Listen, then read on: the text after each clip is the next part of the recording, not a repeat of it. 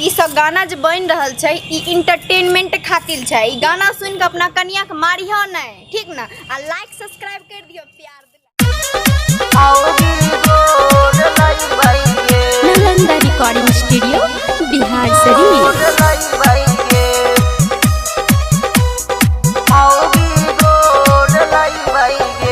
ये मैया अपने से करबई बियाहवा तमौगी गोर लाई गे।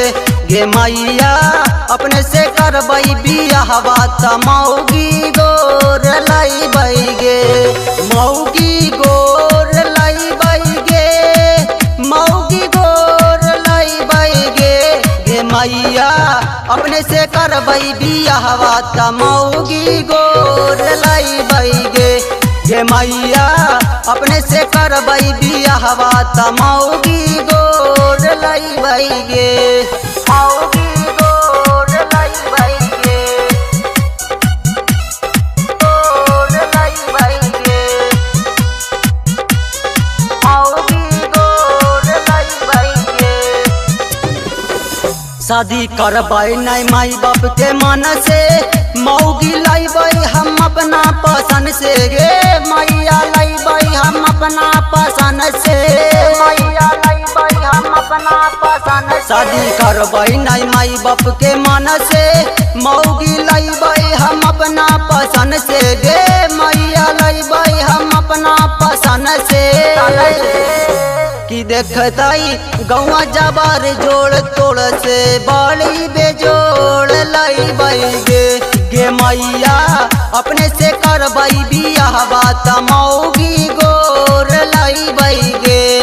मौगी गोर लाई गे, लाई गे। मौगी गोर लाई गे, लाई गे। जदि लाइबौ पतोहिया गोर, पोता पोती भी होतो गोर। गे मैया नाम चलतो भी आगे तो, चलतो भी आगे तो। जदि लाइबौ पतोहिया गोर, पोता पोती भी होतो गोर। गे मैया नाम चलतो भी आगे तोर। करी किसे करबौ नहीं बियाहवा हाथे गोड़ परहियोगे।